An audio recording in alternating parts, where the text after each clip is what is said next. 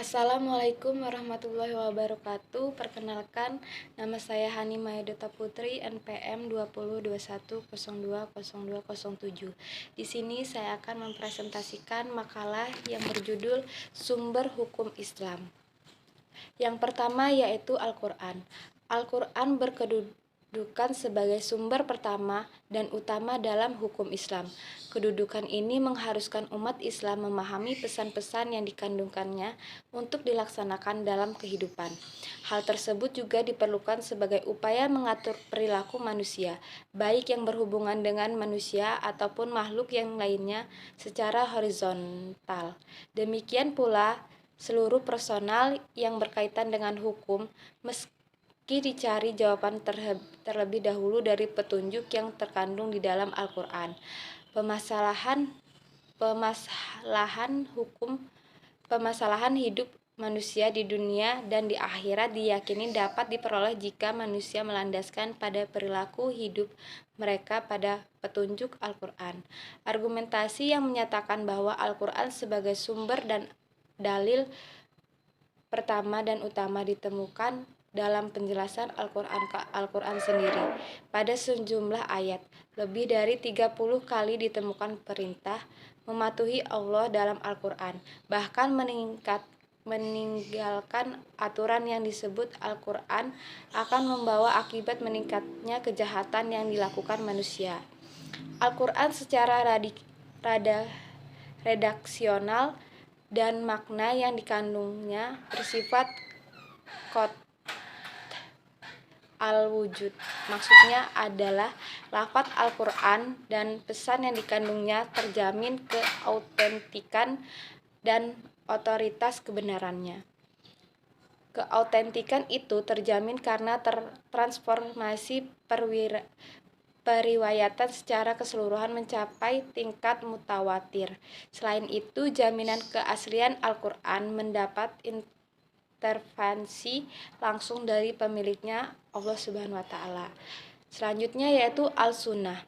Pada uraian sebelumnya telah dijelaskan bahwa Al-Quran sebagai sumber utama yang paling utama dari hukum Islam yang bersifat global, yang membutuhkan penjelasan secara operasional.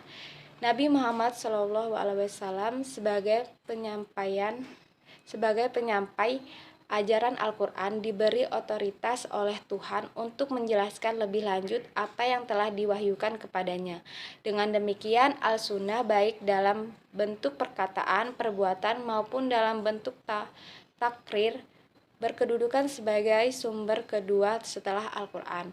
Kedudukan Al-Sunnah sebagaimana disebutkan di atas berdasarkan argumentasi bahwa secara normatif ditemukan ayat Al-Quran yang menyeluruh untuk taat kepada Rasul. Ketaatan kepada Rasul sering dikaitkan dengan ketaatan kepada Allah Subhanahu wa Ta'ala, seperti yang dikemukakan pada surat An-Nisa ayat 13, artinya hukum-hukum tersebut itu adalah ketentuan-ketentuan dari Allah. Barang siapa taat kepada Allah dan Rasul-Nya, niscaya Allah memasukkan ke dalam surga. Al-Quran sering menetapkan beriman kepada Rasul sama dengan kewajiban beriman kepada Allah Subhanahu wa Ta'ala. Disebutkan dalam surat Al-A'raf ayat 158. Penegasan Al-Quran yang menyebutkan bahwa perbuatan Rasul berdasarkan wahyu yang diturunkan kepadanya seperti yang disebutkan dalam surat Al-Najm ayat 3 yang artinya dan tidaklah diucapkannya itu Al-Quran menurut kemauan hawa nafsunya. Selanjutnya yaitu akal dan proyeksi ijtihad. Akal dan proyeksi ijtihad. Yang pertama yaitu pengertian akal.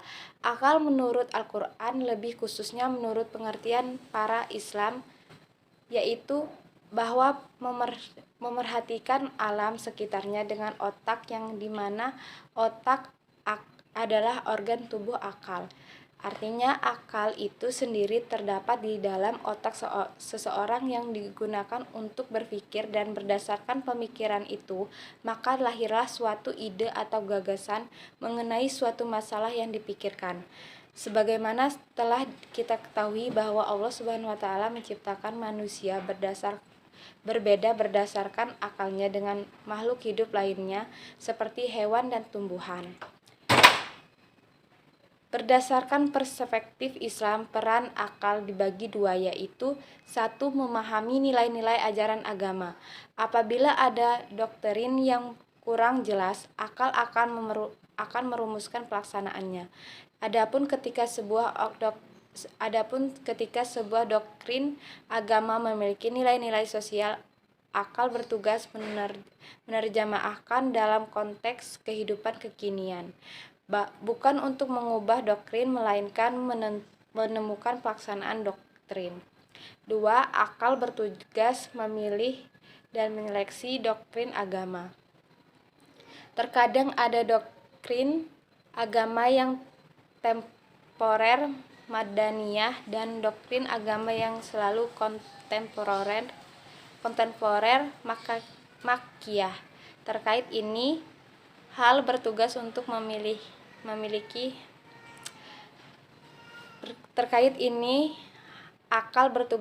memilih kemungkinan terbaik pelaksanaannya. Selanjutnya yaitu proyeksi ijtihad. Ijtihad menurut bahasa berarti usaha yang keras dan bersungguh-sungguh. Sedangkan pengertian dari segi istilah, ijtihad adalah berusaha menetapkan hukum terhadap masalah yang belum ada ketetapan hukumnya dalam Al-Quran dan hadis, yang dilakukan dengan secara cermat dan pikiran yang murni serta berpedoman pada aturan penetapan hukum yang benar. Rujukan ijtihad tetap pada Al-Quran dan hadis, dalam arti bahwa penetapan hukum ijtihad tidak boleh bertentangan dengan ayat-ayat Allah Subhanahu wa taala atau ajaran-ajaran Rasulullah Shallallahu alaihi wasallam. Orang-orang yang berijtihad disebut mujtahid.